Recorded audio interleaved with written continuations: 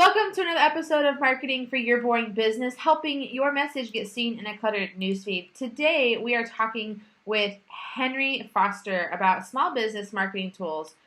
Henry just so happens to be a digital marketer who lives in Boston. He excels at social media and content marketing and has sold a small e-commerce business and shares useful content on IgniteMyCompany.com. He has this fantastic list of 500 marketing resources to help your business succeed. Welcome to the show, Henry. Thanks so much, Desiree. Glad to be here. Yeah, so let's just sort of dive into this because 500 tools, that's a lot. And I don't think we're going to go over all of them today. But I think that it's really important for business owners to know what tools are available to help their businesses grow and succeed in marketing. So, what you got? Absolutely. There are just so many darn tools out there, and compiling that resource took forever. I mean, the big part or the big point here is that there's a ton of tools out there, but which ones are right for your business and which categories even exist? Yeah, well, it's so funny because there's so many tools out there for things that like didn't exist a couple years ago, 5 years ago, 10 years ago. Absolutely. So I mean, I started doing social media marketing back in like 2009, and it's just a whole different plane now of all these things for tracking and measuring, and everything has to work together. And then sometimes it gets hard to keep up with. It really does get confusing, and especially if you're an older business owner, you might not even know what was going on 5 years ago. So now the fact that we're transforming this quickly, people are talking about AI, AR, VR, it's ridiculous. There's so much going on, so many opportunities, but also a lot of areas that people aren't even sure about. Yeah, and then we're also talking about like bots, tracking all of your stuff, how things just integrate and work together. When it used to be you just put up a business and sign up with an insurance company and your business just happened. So, Yeah, whatever happened to advertising on TV? That was the easy way to go. Now it's completely different. Or mailers. Yeah, direct mail, perfect. Right? So why don't we just maybe start going over some of the different kinds of tools that are available and why and how they're important for a business's marketing strategy and plan. Absolutely. So where would you start? So I have a business. I may be a bit more advanced because I have signed up and I've got myself a website. So what do I do now? I'd say at this point, it kind of depends on the team that you have. So if you have a very small team, you might not need that many collaboration tools, but the bigger your team gets, the more you're going to have to focus on managing them and making sure that everyone knows their role and that you're almost in a system of getting things done that's easy for everyone to know about. Okay, so then email wouldn't be a good place to manage and communicate and keep track of everything? It could initially. Like if you do have a small team, maybe just 2 or 3 people, you could probably get away with email. But if you're looking into communication that has to be happening rapidly and sharing documents with these people often, then you're probably going to want to look for something that's a little bit more capable of that type of communication. For example, maybe you'd want to look into Slack. You'd have instant messaging capabilities with just one person, direct messaging, or you could talk to your whole entire team. So there's a lot more options there. Yeah, and don't a lot of collaboration softwares have a way for us to archive our conversations, so it's almost like we can review the tape and see what was happening? Absolutely, and that's so helpful when you're talking about something, maybe something important in the future, but you don't realize it when you're talking about it. Then you have the opportunity to go to the search bar, type it in, and look for that conversation, find old documents that you'll need now, which is ultra important, whereas with email, you might delete emails, forget about it, and lose it, which could be terrible for your business. Yeah, so this isn't even so much a marketing tool. It's just more like a communication organizational tool that would help us, any office or group of people or even like a position like where I'm in, where all of my team is spread all over the world. So we have one place to seamlessly communicate. Absolutely. Yeah, because we were talking before about where we're at now in terms of how businesses function. And just like you're saying with your team, how people are remote, the fact that you can communicate easily with the right tools makes everything smoother. And I'm sure you can attest to that very well. Yeah. Okay, so I've set myself up for success for communicating efficiently with my team, wherever they may be. What's next? I have a website. I have a way to collaborate. What's next? Let's look at outreach. So we could talk about social media management. So social media management is obviously very important for when you're trying to do outreach on social channels. You need to make sure that you are present on the social channels that make sense for whatever your business is. And as the owner of a business that does that, I'm sure you could speak about that very well yourself.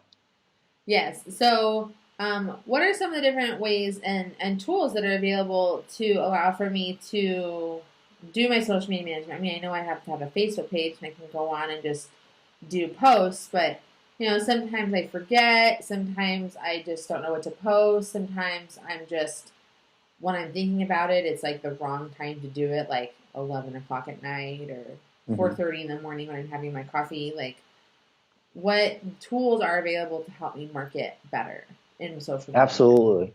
Because, the problem with social media, the good thing and the bad thing is that you have to be present at times that you're not present. So if you're asleep at night or you don't feel like doing work, you still need to be present on these social media channels. So what you need are tools that schedule out posts for you. There's a bunch that exist. One that I'd recommend and a lot of people do is Hootsuite. Very easy to use. There's a ton of streams that you can add in, different features for doing research on maybe competitors or geolocation so you know what's going on in your territory.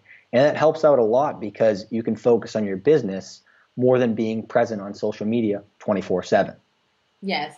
And I have found that usually when business owners need to be on it, like as far as like a time is concerned, is usually when they're busiest. Like for example, it's always really important to make sure you're posting on social media what's happening at your restaurant during happy hour. But when it's happy hour, you're going to be busy helping everybody getting their drinks, getting set up for their night. Or for a dentist, and you'd be talking about what they're doing during the day to help people with their teeth and stuff. But in the middle of the day, they're molar deep. So Absolutely. And during the day is most likely when people are on these channels looking. So if you're not posting, if you're not active, not only does that look bad because you're not posting, but also people don't have the opportunity to interact or use those posts to your advantage. Yeah. Now, what a social media management tool, is that something that maybe someone from my team might be able to manage for me or that I could hire out? Absolutely. You could probably do both depending on what would be best for you. If you have some sort of an intern or maybe someone in a social media specialist position, it also depends, on the size of your business, what your budget is, but either or. Yeah. Well, then, of course, not to name drop myself, but there are organizations like All in One where we're able to take care of that social media content for you for your day to day activities so that you can be proactive. That way, when you need to be reactive, you can much easier. Absolutely. You can keep the conversation going. Yeah. So I'm doing all this work on social media and I've been posting really well and I'm sharing, all of the tips and stuff that people have gotten from this podcast. And how do I know if it's working? What is there available for me to measure that? Absolutely. So you're going to want to look into tools that can present that data in an easy to read fashion. So something as simple as Google Analytics is going to be your friend here. And the beauty of it is that it's really easy to put on your website, especially a WordPress website. We could get into that next. But that allows you to look at the data of who's coming to your website, who are these people? How old are they? What are they interested in? What post did they click on to get to your website? You have the ability to track campaigns and set goals and go into a lot of the nitty gritty that maybe you won't even want to do, but even just getting a high level look at it is ultra important for future decisions.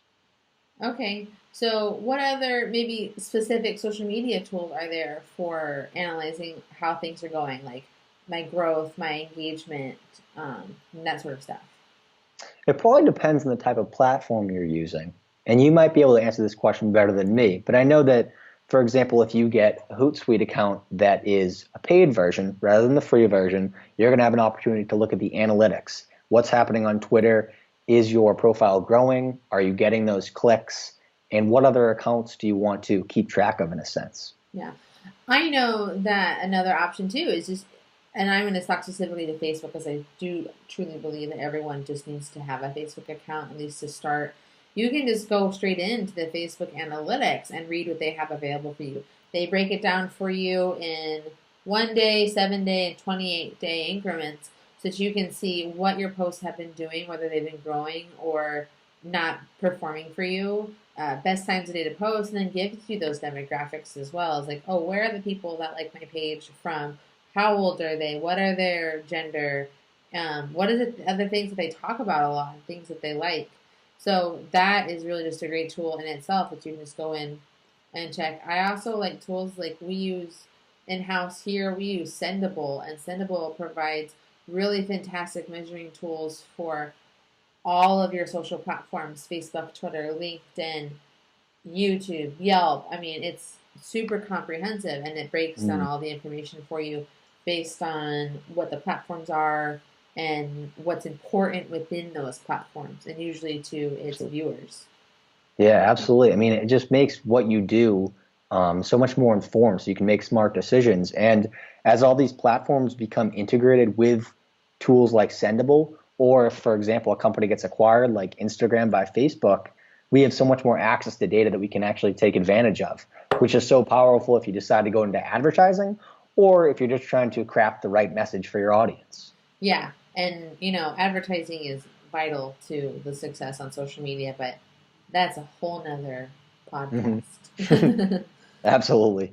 So I've been tracking my progress and stuff on Google and using the analytics tools and checking. I'm like, I'm getting some good traction and stuff like that. But a lot of business owners are location based, and it's going to be things like, oh, I need my air conditioner fixed, and I'm going to go to Google and I'm going to type in, air conditioning repair, and because Google's smart and knows where I am by geolocation, it's going to give me a list of them. And let's say I wanted to rank there, if I wanted to be in that top page outside of paying for being in those top spots, what is it that I need to make sure that I'm doing with my marketing to be there? Absolutely. So you're going to have to focus on search engine optimization, which means that you're making sure your web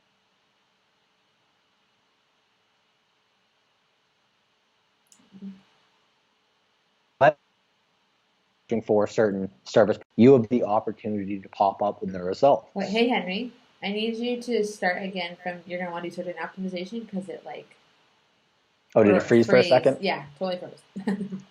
You're going to want to look into search engine optimization. This will give you the ability to target keywords. So when someone types in a query into Google, you have the opportunity to pop up within the search results on Google. The beautiful part about this is that it doesn't cost money. It's just a matter of targeting certain keywords based on the content that you write within your website. Okay, so if I wanted to rank or show up, I should say, at the top of that Google search for, roof repair, what are some of the things I'd want to have on my site, and where would I be sharing all this work I'm doing? You'd want to start with consumer problems. Why are people even looking up roofing? Why are they trying to fix their roof? You can answer their questions so that when they're typing in, how do I fix my roof, or what shingles should I get, or what roof, whatever products I should get. If you provide those products, you're going to want to write content about that. Or if you're a service provider, then you're going to want to be trying to rank for roofers that are in our area, basically. Yeah. And that's not easy to do, but just like you said, with Google being able to tell where you are, where you're making that search from, you have an opportunity to rank for that locally. So what tools are available to help with that, to get me ranked, to help me find my keywords and that kind of stuff? If you're on WordPress, the go-to is definitely Yoast, because Yoast SEO is a really simple tool to use. You don't have to be tech savvy at all. Literally anyone can use this tool, and the best part about it is they have a free version. So basically you'll be able to type in the keyword that you want, and it helps you rank for that keyword by prompting you with ideas for adding in sentences, keywords, metadata that would allow you to rank for search queries, which is so helpful. Okay. So we've talked about getting ranked, we've talked about social media, we've talked about tracking. What's next? What else should I be doing in my marketing to get more attention for my boring business? Well, I guess next we could probably talk about content marketing. Okay. I love content marketing. I think it's so cool. It's part of the inbound strategy, getting people back to your website. So one of the first things that people usually do, and this is a mistake when they launch a blog or just a website, is that they put up content that might not necessarily be aligned with their target audience. They might simply put up content on their website for the sake of doing that. So don't just write blog posts just because you think you should do that. Try to create content that aligns with what people actually want.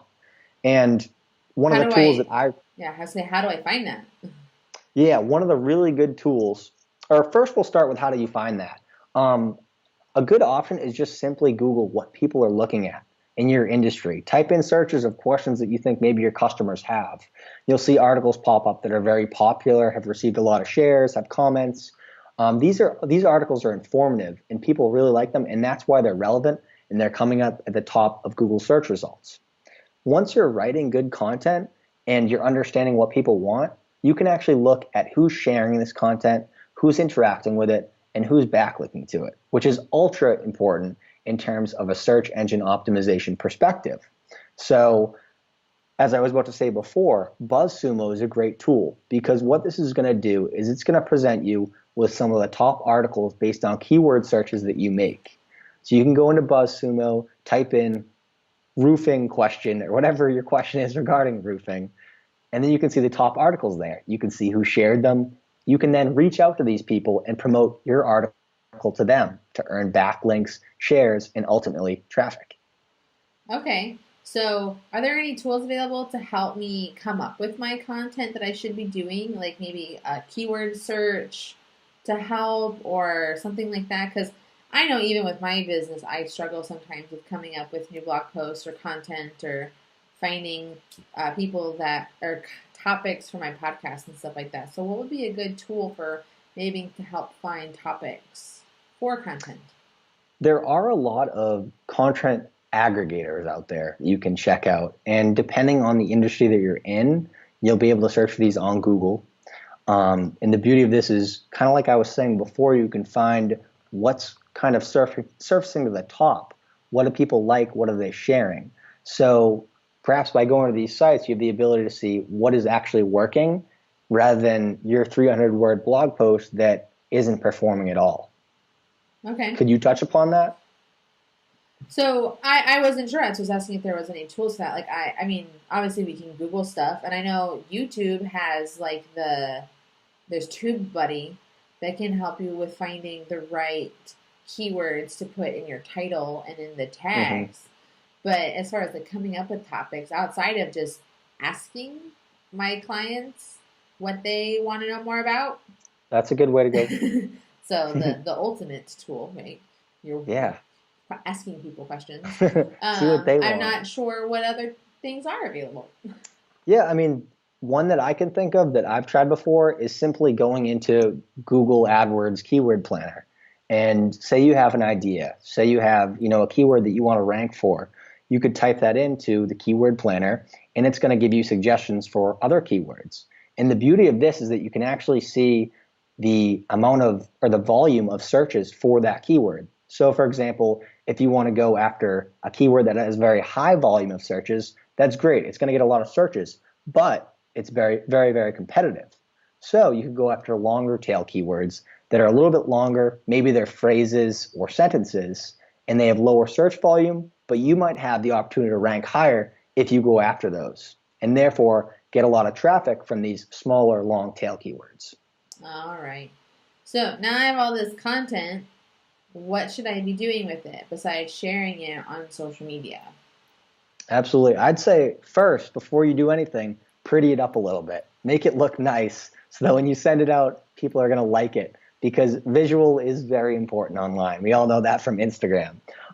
So in terms of making your post look nice, or maybe even just your website, we know that you're probably not a designer. Neither am I. But I'd go for free and simple tools. Two that I recommend and I use all the time are GIMP and Canva. So the beautiful thing about GIMP is it's basically Photoshop, except it's free. You can edit photos, you can start from scratch, and also Canva. Canva I really like. It's very popular. There's a free version of that as well. And it's just a drag and drop interface, but it looks professional. So it's very easy to fool people into thinking you are a designer. Yeah.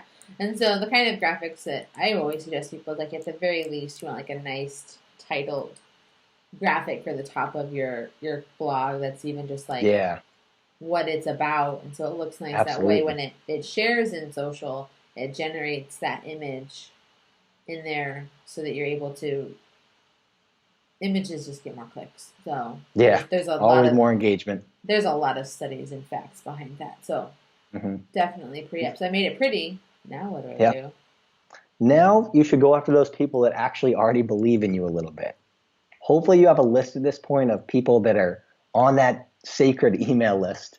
Those either clients or soon to be clients or maybe long shot hopefuls. But regardless, that's one of the first places I'd go with my content when I create it is send it out to your email list. Let these people know about it because they're already fans of you to an extent. So that's probably the first place to start. So I probably shouldn't be sending them like my entire email list with like, the blind carbon copy, the BCC to everybody like through my personal email. I'm guessing that there's a platform that is better to use for that. What do you find to be the best email platforms for showing up in inboxes versus getting stopped by spam filters and promotions folders? Absolutely. Because that's one of the biggest problems. You don't want to be a spammer. You don't want to be cold emailing these people that are supposedly your friends or your fans. So try an email service provider. Go with a reputable one that can hopefully get you people's email inboxes. Maybe create nice looking templates for those emails so that people are expecting the same thing every week or every month or however often you decide to send out emails. And one that I recommend, I've always used and I've had no problems with is MailChimp. It's really easy to use. Like I was saying with the templates, you can create them and you don't need to know a thing about coding. Plus, it's free up to 2,000 subscribers. So that's a good way to start bootstrapping. Sounds awesome. So, anything else that we're missing that are some good tools to help market my business better? Hmm. My boring business better? Nothing that I can think of right now. But one that I've really been liking lately is Sniply. Have you ever heard of that one? I haven't. This is a really cool tool. Basically, what it does is you log into Sniply and you can create a little clickable icon that will show up on the bottom of a screen. And what this can be for you is maybe a link to an article or an asset that someone can download. And this is a shortened link, just like a bit.ly or an owly or a Google short link, so that when someone clicks on this Sniply, it takes them to a website, any website, it doesn't have to be yours, but your little icon is in the bottom left of the screen. And it says, hey, click here, I have a free asset or I have an awesome article to check out. So what this means is that if you're promoting other people's content, you can still offer incentives for coming back to your website, which I find very useful because I like to share other people's content too. Awesome. So it markets my freebie on other people's site. Yeah, very Nice. simple to use, easy to plug in, easy to get started with. Sounds nice. All right. Well, thank you so much for taking the time to talk with us today, Henry. How can people find you? You can find me on ignitemycompany.com or on Twitter as Foster Hank. Foster Hank. Got it. And you have a fantastic list of over 500 plus tools to help with social media and content marketing. We're going to make sure to share that in the show notes. So make sure you guys go get that and find which tools are best for you and your boring business. So thank you again for taking the time to talk with us, Henry. I hope that you have a great day. And until next time, I'll see you soon. Thank you.